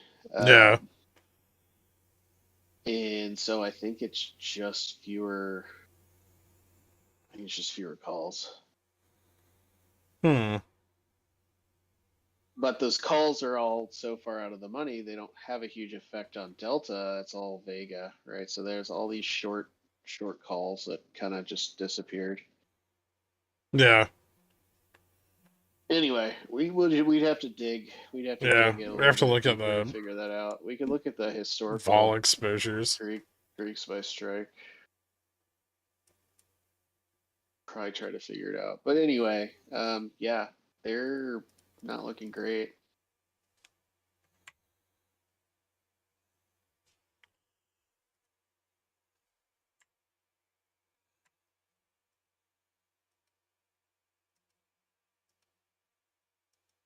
It We'd looks like a have to go lot of back the just to six see thousand puts fell off just in the last couple of days. 6,000 puts. Yeah, Huh. That would do it. it would. So yeah, maybe they are closing puts. Maybe you're right. You usually are. I don't know. I mean, I mean, usually on SPX when I see VN moving up quick, it's because like a bunch of like I feel like they were selling the 6,000 put really really heavily following December OPEX when they first tried to turn shit around. Like December 20th, like that first big bounce, that first big bear rally, they were selling the fuck out of the in the money puts on that thing. And then those got crushed. They tried again. They got crushed again, and I think this time they're kind of just giving up. I need to look at like more like I need to look at the exposures in more detail, but that's kind of what I was seeing in OI. I'd get a better sense of bought sold if I dig a little deeper into the exposures, but No matter what, it's real bad. Like they need to sell a shitload more puts to try to push this up, and they've got to push it up quite a lot to get it back to a point where it's even remotely stable. Yeah. Not a great position to be in. I'm a little shocked that a weekend stream is real bearish. Well, I mean, I feel like validly so this time. We've got like the two big data sets coming up at the beginning of the week that everyone's afraid of because like it's probably going to determine whether or not the 10-year goes to 5% in like an hour. Because if Supercore is hot, or at least hotter than expected, and CPI is hot, the 10-year is going to 5%. And we don't have a backstop on it this time. Like the Fed's backstop to all this shit is to try to cut rates again, right? And add more padding to the dollar. Which now I'm kind of thinking they might do. Like if Japan raises, the Fed has to cut again, right? No, they would have to raise, right? I think they have to cut again. I don't think they can. I don't think the dollar can't go down. There's too much leverage. Then they're screwed either way. Yeah, and you just got to like push the bond market like lower. What a fun time. I know. Good thing they just bought 20% of the last 30-year auction, like a Chad. It's true. That's always fun. Shortfall's fucked, and Atomic can afford Pontiff now. All is good in the pickle jar.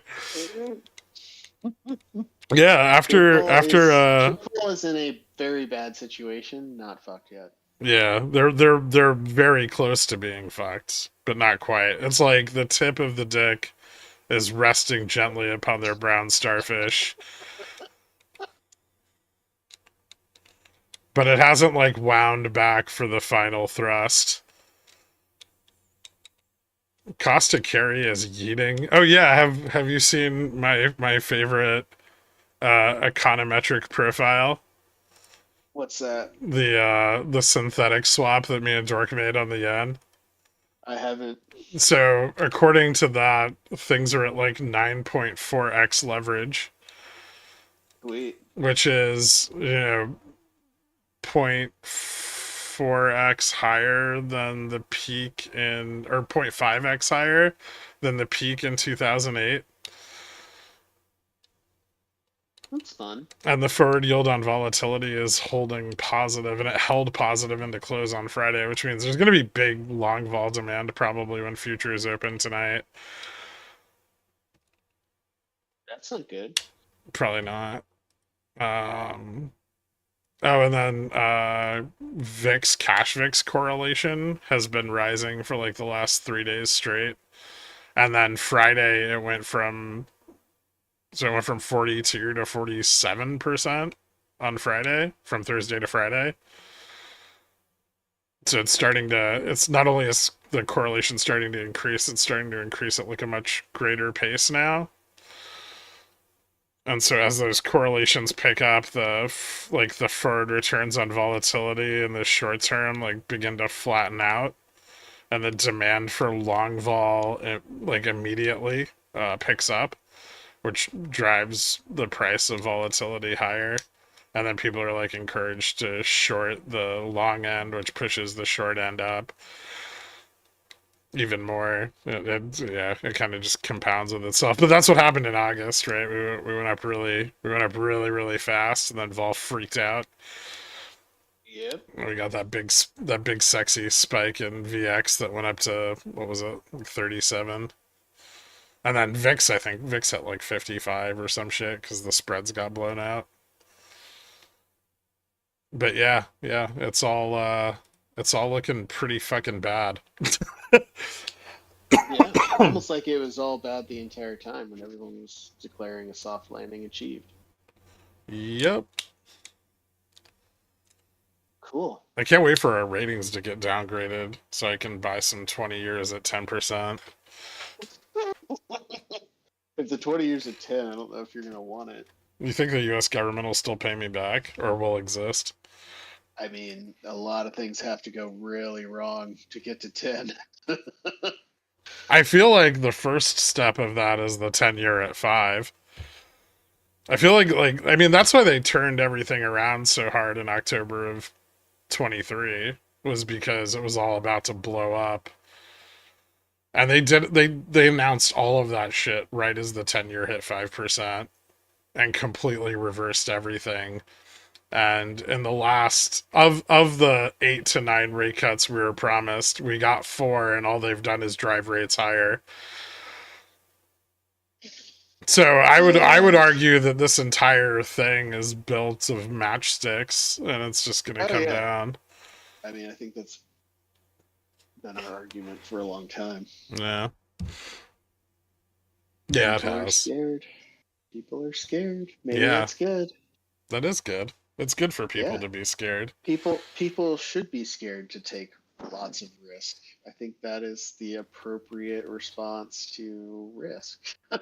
Not, I'm just going to go balls to the wall, enjoy my time, and if everything hits the fan, I'm not going to go to jail, and I might get bailed out. Well, so STD slot machine, if the expectation in the long term is that rates are going to continue to rise, and then, there's going to be a period in here where house prices will also rise with rates. Um, and that has more to do with like bank lending that I'm not really going to get into. But there will probably be like another pop in home prices. It won't be very long, but this also happened around '08. Like home prices popped a little bit as rates kept going up. And I'm not sure how inflation will affect that. It could be that house prices just normalize for a little bit longer. But as rates keep going up and mortgages, go from like 8 out to like 12 or 15%, like we had in the 80s, provided inflation continues to rise, house prices will start to decline really rapidly. Because when we get into this range, there's going to be a lot more unemployment. Like once rates start to get out of control like that, it's only a matter of time before unemployment picks up because the deficit spend is going to drop off. And there'll be a period where the deficit spend drops off, but rates are still continuing to rise. And during that period, you're going to see unemployment go up really, really fast.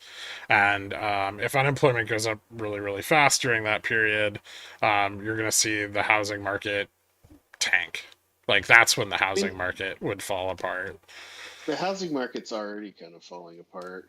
It is regionally, right? Like there's big regions that are starting to fall apart. Like Florida, the like Midwest is starting to decline really fast. In the last report I looked at, like I don't know, like the Bible Belt, I guess, like North Texas through like Southern Yeah. Illinois, like that range, that strip. That's starting to go down, which means that farmland values are dropping, which is kind of frightening, because there's lower like property, like base property values everywhere. But then like also coastal regions, like Southeast Texas, all of Florida, South Carolina is starting to see some big. So is like coastal North Carolina. Um, I think property prices were dropping in like coastal New Jersey and also uh, Delaware. So yeah, we're seeing like a lot of decline along the coast because insurance is getting pulled back and they don't want to take the risk, and that's causing some homeowner flight. But remember again, like we talk about this so much, but the housing market is no longer regionally contained, and so risk in the housing market in any region now spreads because there is a more liquid and deeper market for housing due to Zillow and Redfin and all of these like online sales generators that they have for real estate But nowadays. You also create too, just uniformity all in of home the pricing. also too, just all of the investment vehicles that are in all these houses, right? Yeah, So Yeah, Yeah, a lot of these coastal properties, especially, are being, they're bought largely as, overnight rentals. A ton of these properties, like especially in Florida and like coastal South Carolina, coastal North Carolina, a lot of those properties are Airbnbs, and those are like essentially leveraged assets that are owned both by hedge funds and regular people. And if their leveraged assets blow up or they're taking a big loss on those, and they're going to start to take a loss against the rest of their portfolio. Sadly, New Jersey coast is where I'm buying a house. Just remember, look up the history of Asbury Park and what happened to it after the Great Depression. It took like a century to recover. So yeah, careful. man. So I'm looking at the Redfin housing market stuff, and they're saying as of November 2024, median sale prices are up 5.4% year over year. Yeah, so that's what we should I get. love We should get a how, period of that. but the Fed is fully expecting OER to come down. It's just laggy. Yeah, so there's always like at the beginning of these like housing market crunches, there's always a period where all the sellers rush to the market at the market rate. And so what that usually does is that increases like average home prices for a period of like 3 to 6 months. And then it's as that inventory starts to age, and those homeowners are starting, like, they start negotiating with themselves to take less and less. That's when you start seeing the prices go down. And that's why I was talking about how you see like a bump. You'll see a bump, or like home prices will stabilize for a little while, even though rates are still rising. Oof. Number of homes for sale plus 12% year over year. That's a But the lot. number of but the number of newly listed homes minus 6% year over year. So yeah, you're also going to get everybody with a 3% loan buckling down and like not wanting to move. Yeah, but eventually, I mean, eventually life just naturally picks those people off, right? They'll get a job transfer, or they'll get a new job and have to move, and We'll just no, rate. like SoCal homes aren't going to go down in price. We'll just get a huge. We'll just create a new market for like AI powered home fire defense systems. And I know we're basically out of time. We're already late, but I just want to say one other thing. I think the thing that's going to crack the housing market, if I had to guess, is boomers who are trying to age in place having to finally call it quits and move to a different living situation. From Um, increasing property taxes.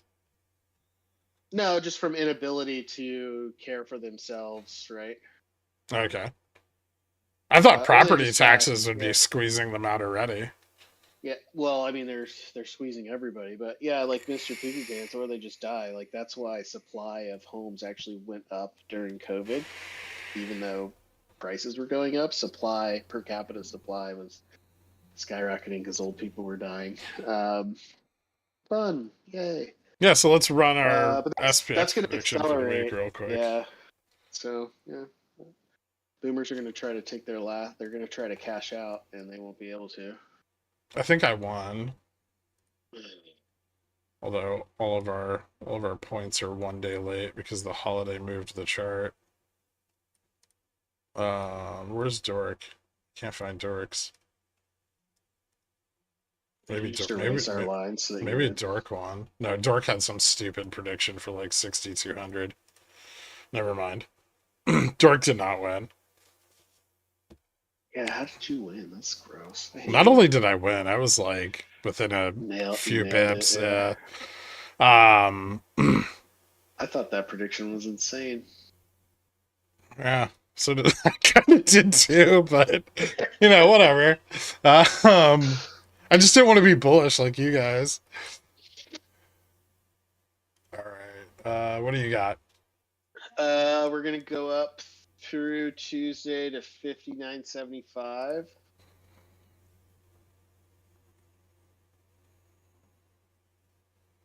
And Wednesday morning. Sure. All right. And then 5,800. Okay. Yeah, I kind of agree with you. You see that? You see that sawtooth right behind us? That's gonna happen again. I don't think we get to. I think we might get back to like 59.20 though. So What did I little. say? You know what? 59.50. Actually, I don't think PPI is going to be good. So you know what? Tomorrow I'm going to say we go to 5,900, and then I'm going to say, oops, I'm going to say 50. God damn it! Just let me select the thing. Piece of shit. You know what? I'm gonna say, fuck. Uh, Make your general shape and then move the bits.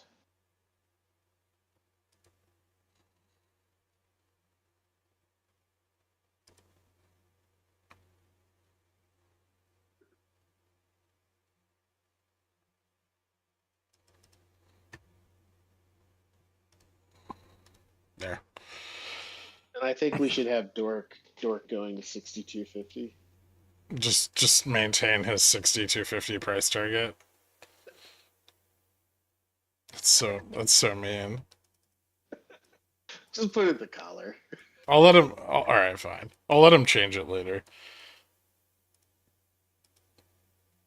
Maybe Will Nukes says put his in there straight to zero. 0.00. Straight to zero. Fractions of a penny. All right. So there's our weekly estimate for the Who's gonna SPX. capture that? Dork always says that. I'll I'm fucking not a I'll I'm not a screenshot it mod. and I share can't it on even the do Discord. anything. But we got a meeting we got to be at. So Yep. thank you All guys so right. much for tuning in. If you have any questions, I'll be around for the rest of the day. JC, hit me up. I'll DM you about DVN. Everybody have a good one. Later, guys.